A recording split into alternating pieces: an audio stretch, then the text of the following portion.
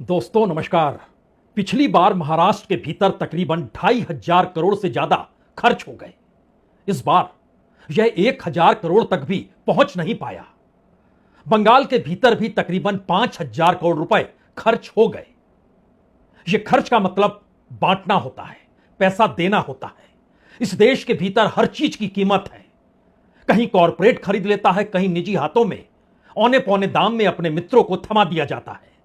यहां तक कि डिसइन्वेस्टमेंट के बाद इस देश के भीतर मोनेटाइजेशन का जो चलन चल पड़ा, उसमें देश की हर चीज बिकाऊ है।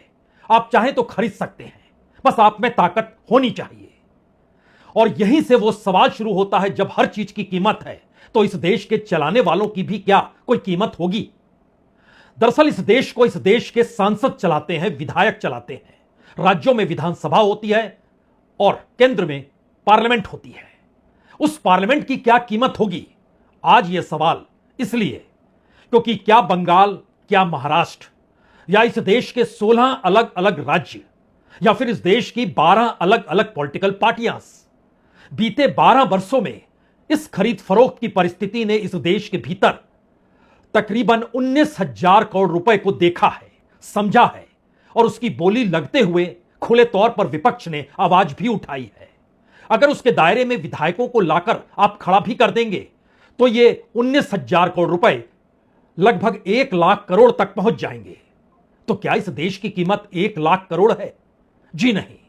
पार्लियामेंट के भीतर 543 सांसद होते हैं और कीमत इस वक्त जो लग रही है, वो कीमत बढ़ते बढ़ते अगर 100 करोड़ भी लगा दी जाए, जो इस वक्त विपक्ष आरोप लगा रहा है महाराष्ट्र को लेकर, शिवसेना को लेकर, उद्धव ठाकरे की शिवसेना को लेकर, और अगला नंबर उत्तर प्रदेश की दिशा में जाएगा, इसका खुला ऐलान फुसफुसाहट के साथ नहीं, पब्लिक के बीच होने लगे, तो मान लीजिए हर चीज की कीमत है।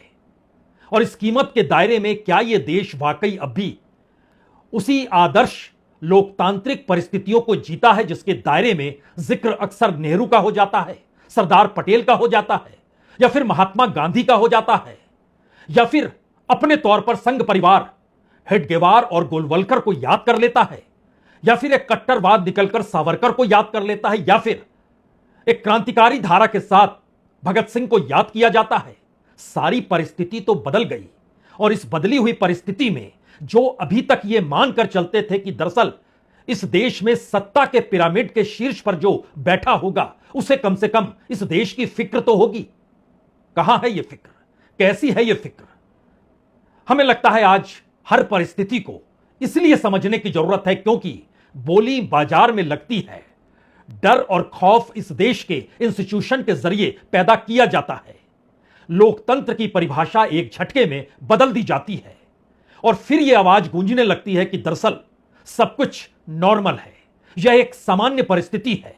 इससे पहले किसने ऐसा नहीं किया? हर कोई तो ऐसा करते रहता है। और शायद इसीलिए हमें लगता है आज शुरू में ही सांसदों की, या कहें इस देश को चलाने वालों की, उस भाषा पर गौर कर लीजिए।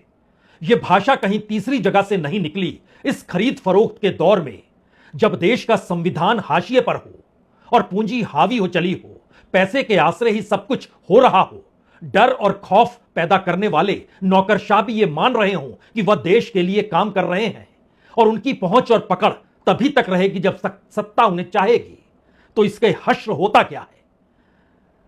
शिवसेना के नेता संजय राउत क्या कहते हैं, उसका जवाब बीजेपी के राज्यसभा सांसद दिनेश शर्मा कैसे देते हैं, और इन परिस्थितियों के बीच ओम प्रकाश राजभर जो उत्तर प्रदेश की सियासत साधते हैं, वो भी क्या कह जाते हैं, शुरू में ही सुन लीजिए, क्योंकि इसके बाद इस देश की उस हकीकत को आप जानने वाले हैं कि बीते 12 वर्षों से इस देश का जो इलाज किया गया या जो दवाई दी गई, वो सब फेल हो गया या फिर फेल कर दिया गया। लेकिन पहले इन 3 आवाजों को तो आपको सुनना ही होगा।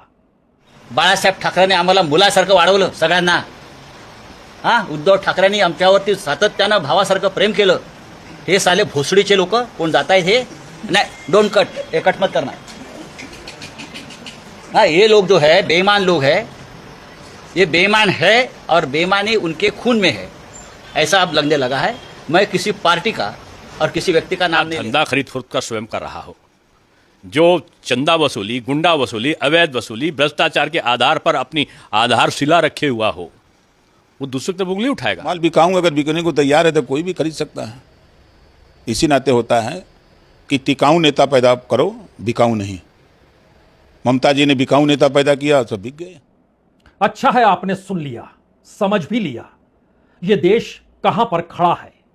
और यह सवाल अगर अब आपके जहन में है कि शिवसेना टूटी है, उसके बाद किसका नंबर होगा और इस देश में उत्तर प्रदेश की सत्ता के मतलब और मायने क्या होते हैं, तो हम आपको जो कीमत बताने निकले थे कि पार्लियामेंट की कीमत तमाम सांसदों के साथ इस वक्त 5,400 करोड़ है। उत्तर प्रदेश की विधानसभा की कीमत 4 से 4,500 करोड़ है।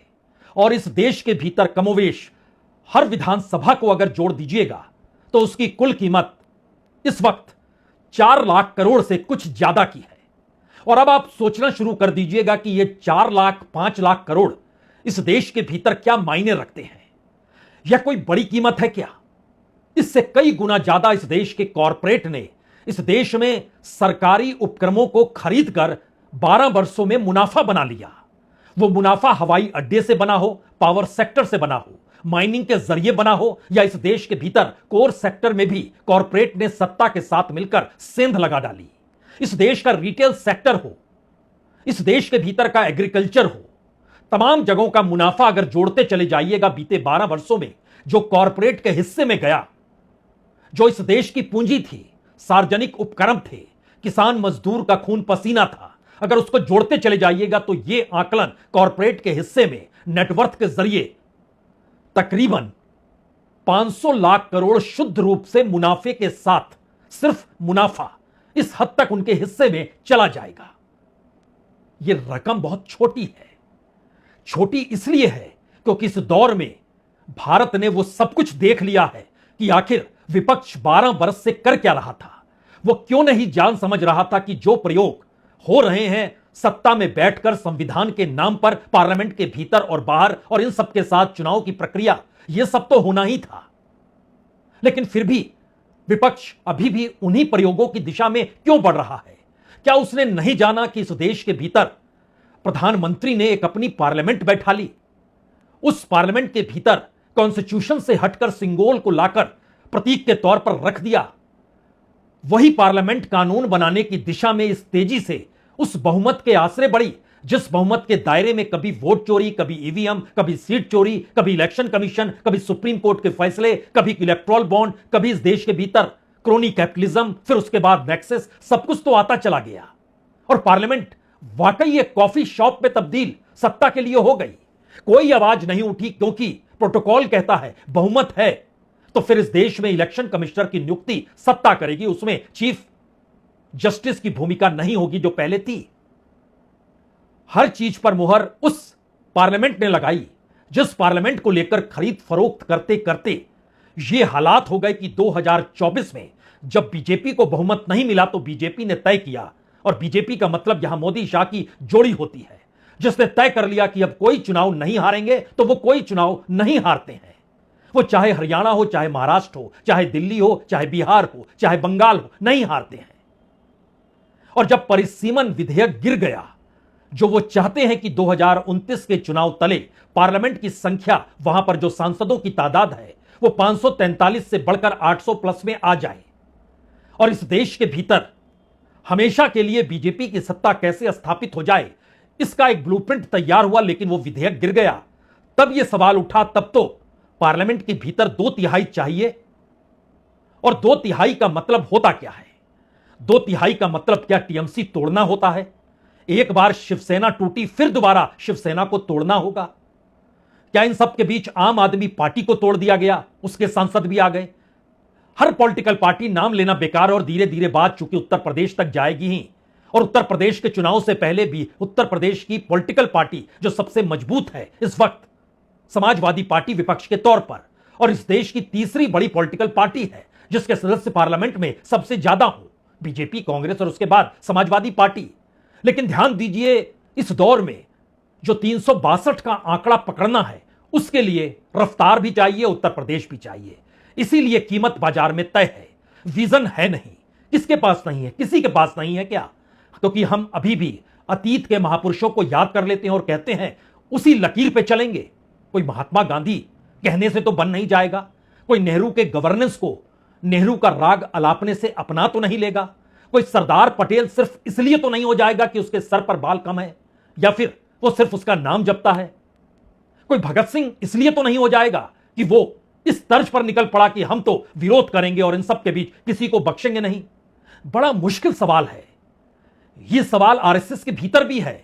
हिटगवार नहीं है, संघ कहां है? गुरु गोलवलकर नहीं है, संघ आज की तारीख में कहां है? वो बंधक है, अपनी ही स्वयंसेवकों का बंधक है जो सत्ता में है। वो बंधक इसलिए भी है क्योंकि इस देश को भी उस पूंजी के आश्रय बंधक बना लिया गया क्या? तो एक क्षण के लिए ध्यान दीजिए, पार्लियामेंट हमारा अपना हो गया।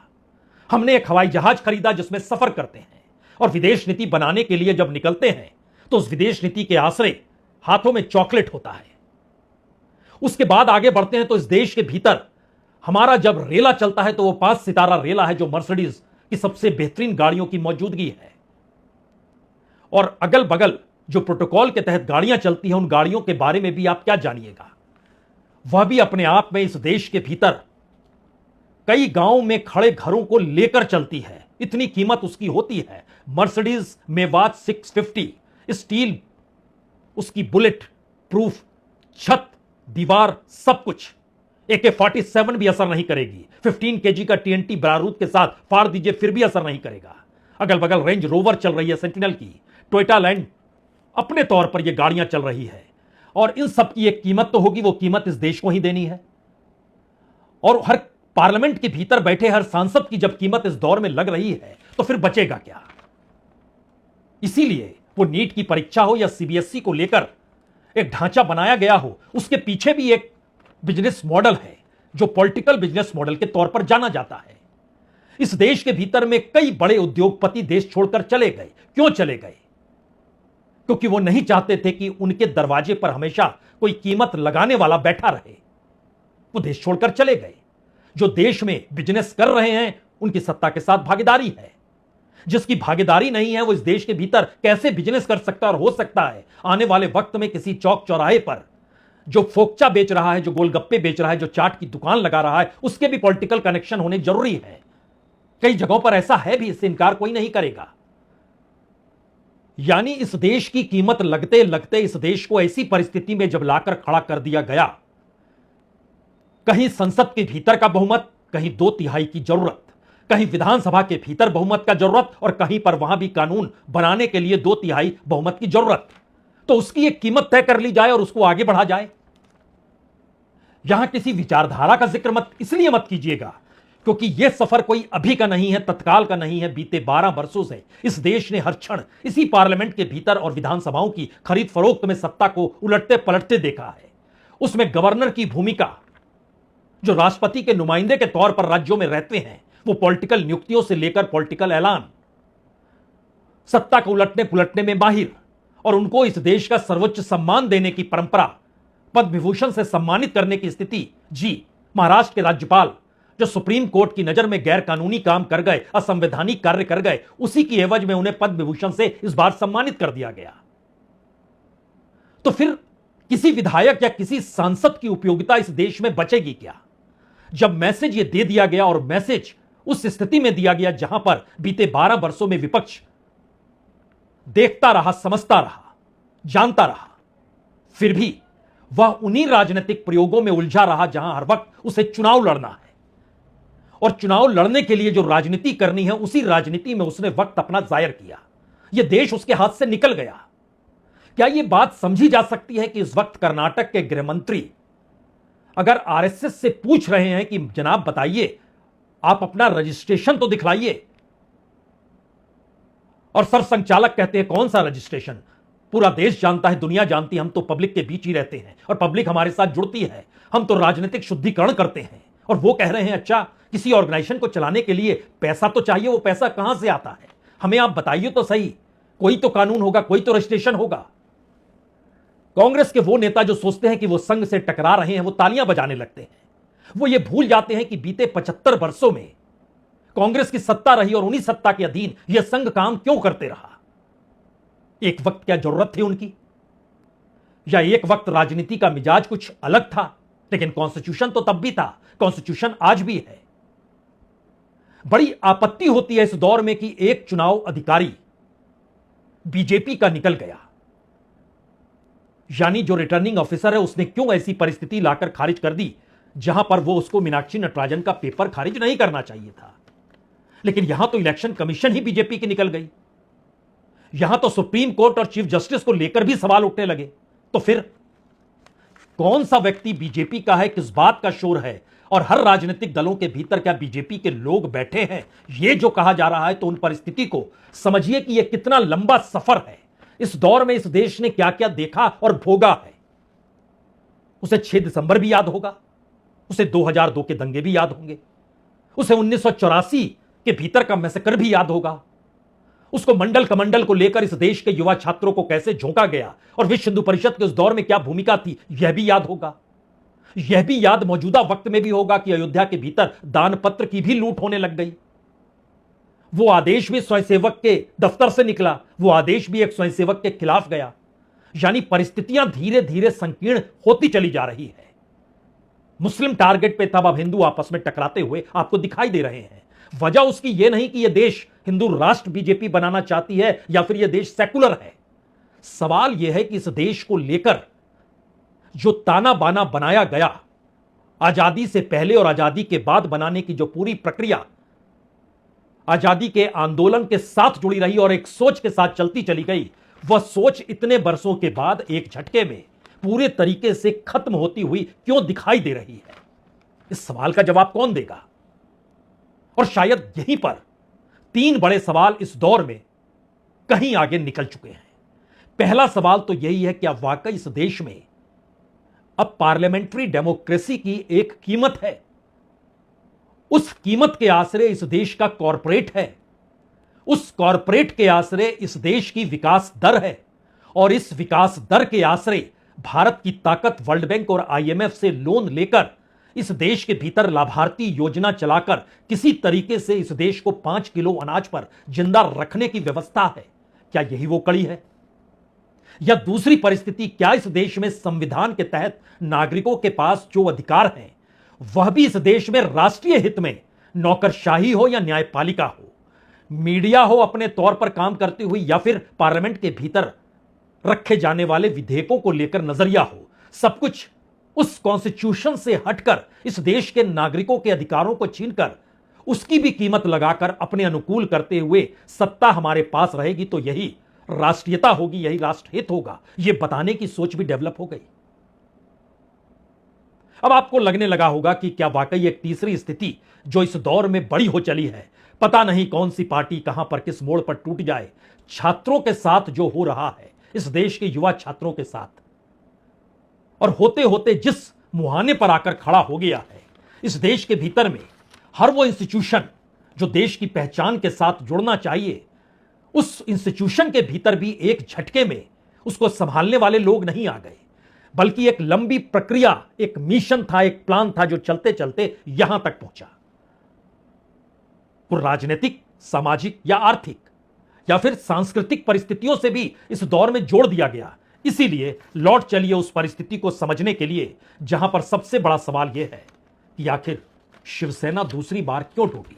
मैं आपको बार बार कह रहा हूं कि भारतीय जनता पार्टी का कोई संबंध नहीं है। उद्धव ठाकरे जी को उनके एमएलए एमपी क्यों छोड़ के जा रहे हैं, उद्धव जी जाने, और एकनाथ शिंदे जी के पास जा रहे तो एकनाथ शिंदे जी जाने। भारतीय जनता पार्टी का कोई संबंध नहीं, हमारे मुख्यमंत्री का कोई संबंध नहीं, हमारे कोई नेताओं का संबंध नहीं, ना दिल्ली से ना गल्ली से। जरा आप रफ्तार देखिए। यह रफ्तार कहती है कि सुबह 9:30 बजे लोकसभा स्पीकर को चिट्ठी भेजी जाती है और दोपहर बीतते बीतते सब कुछ हो जाता है। हिंगोली, यवतमाल, शिरडी, उस्मानाबाद, परभणी, मुंबई उत्तर पूर्व 6 सांसद शिवसेना उद्धव ठाकरे के एक अलग दिशा में बढ़ जाते हैं। आप सोच रहे होंगे यह काम तो ममता बनर्जी के साथ भी हुआ। यकीनी तौर पर 8 जून को 11 सांसद केंद्रीय मंत्री भूपेंद्र यादव जो बंगाल के प्रभारी हैं उनसे मुलाकात करते हैं। 7 दिनों के बाद 20 सांसद एनसीपीआई में उनका विलय हो जाता है। यह पार्टी कहां से आई, कैसे उद्भव हुआ, इसने चुनाव लड़ा तो इसको सिर्फ 850 वोट मिले थे, इस वक्त 20 सांसद उसके साथ क्यों हैं, वह कैसे बीजेपी या कहीं एनडीए को सपोर्ट करेगी। और एक दिन के बाद 24 घंटे के बाद स्पीकर कहते हैं ठीक है हम सुनेंगे। आम आदमी पार्टी 2 अप्रैल को राघव चड्ढा को डिप्टी लीडर के पद से हटाया जाता है। 20 दिनों के बाद वो आम आदमी पार्टी छोड़ने का ऐलान करते हैं और 48 घंटे के भीतर वो 7 सांसदों के साथ बीजेपी में चले जाते हैं। यह रफ्तार कमोवेश हर पॉलिटिकल पार्टी के साथ होगी। इस वक्त एनडीए को अभी भी इस देश में लगभग 40 सांसद और चाहिए, जिसके बाद वो 362 की स्थिति में आकर खड़ी हो जाए। इन 40 सांसदों के दायरे में जाहिर है समाजवादी पार्टी को आना है, डीएमके को गाहे बगाहे आना ही होगा, टूट वहां भी होगी। और इस परिस्थिति में 362 के साथ इस देश के भीतर सत्ता जो मन चाहे सो करेगी। और सत्ता जो मन चाहे सो करेगी का मतलब यह है वो सत्ता उसकी अपनी लगातार बनी रहे और 2029 के चुनाव के बाद की परिस्थिति भी उसके अनुकूल हो, इस दिशा में वो आगे बढ़ेगी। सवाल यह है क्या वाकई इन 12 वर्षों में किसी ने क्या किया? मुलायम सिंह यादव के परिवार के सदस्य जो एक वक्त राजनीति में तूती बोलती थी, अब उनके बेटे अखिलेश यादव हैं। अकेले खड़े हैं, अलग थलग खड़े हैं। निशाना उन पर साधा जाएगा। कब तक, कैसे, किस रूप में, यह सवाल दूर की गोटी है। सवाल है कि परिवार के भीतर से ही कोई सांसद दिशा बदलेगा, कीमतें लगेंगी, बात आई जाई हो जाएगी। तो क्या इस दौर को अगर आप ध्यान दीजिए, कमोवेश हर किसी की जरूरत परिवार के भीतर सिमट गई।